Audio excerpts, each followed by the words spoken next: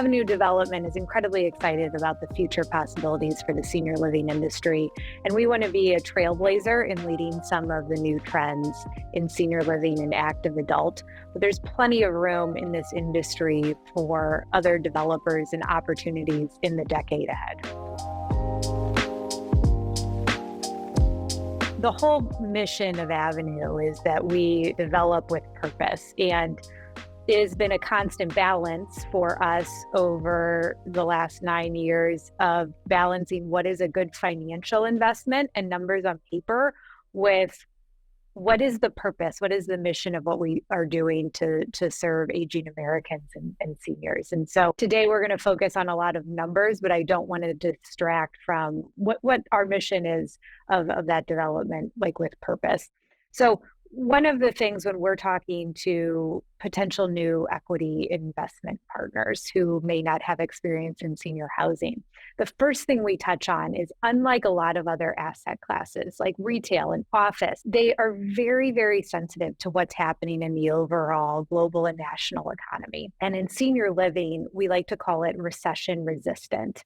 While it does have some impact because the residents living in our building may be selling a home to move in. It might affect what is in their savings, their retirement accounts. But overall, we are talking about a lifestyle choice that is incredibly important to people. And when you're talking about senior housing, it's needs-based. So we're dealing with a need and a very important emotional want. And that makes our industry recession resistant. Senior living has been on the cusp of kind of investment grade real estate for years. And it's really the whole premise of why Nick started was to put senior living on the map as an asset class in investment real estate. We continue to trade at values of cap rates that are higher than similar asset classes, such as multifamily.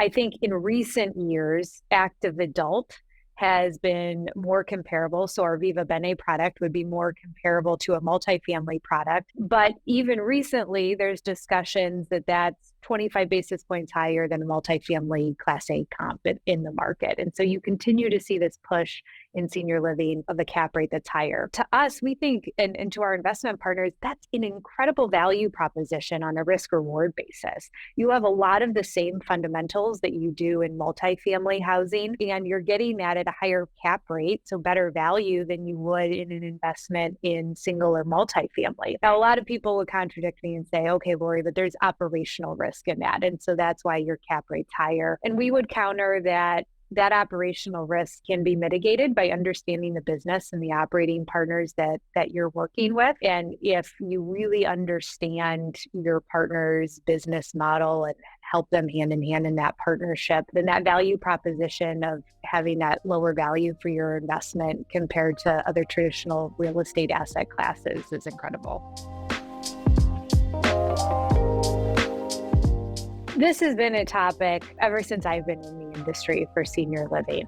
It's the demand that's coming. I talk about this a lot too. There is definitely a demographic demand of seniors that's undisputed. And Nick and other organizations, Argenta, Basha, have talked about this for years. The other thing that our industry really needs to do is attract more of that demand.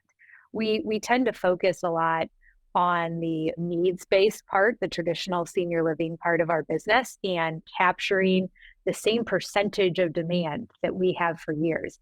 But what we're doing now with the push for our Viva Bene and really everyone who's doing active adult is we are capturing a new segment of that senior living demand that hasn't been there before. We're basically increasing that penetration rate, that percentage of seniors that want to come into communities, because we are offering a different lifestyle choice in active adult that hasn't existed today. And we're really in uncharted territory of that. And I think that's why it's really hard to really define a lot of market studies for groups.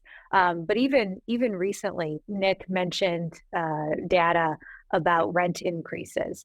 And because of the demand and lack of supply with what has happened in the market with capital markets and interest rates in the last year, there's so little supply and the demand keeps increasing that rental rates in active adult communities are still going to see a 3 to 7% increase this year, which far exceeds anything that you would see in the multifamily sector.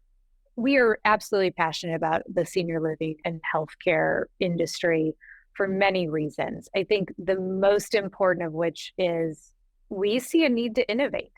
We see a need to capture this demand for a product that hasn't existed, which is the whole reason why we created Viva Bene in the last couple of years. We want to create an environment that seniors want to live in, that's social, that's active, that helps their mental health and gives them a purposefully driven life, and also combine that with preventive healthcare services to help them increase that quality of life as they get into this next chapter. The industry has certainly faced many challenges in the last 4 years, from the interest rate capital market environment to COVID to staffing challenges, and everyone understands that list.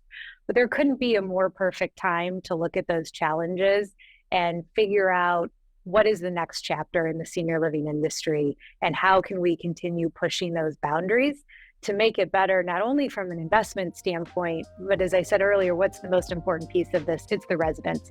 How can we make our industry more exciting and a fulfilling place for aging Americans to live out this chapter of their life?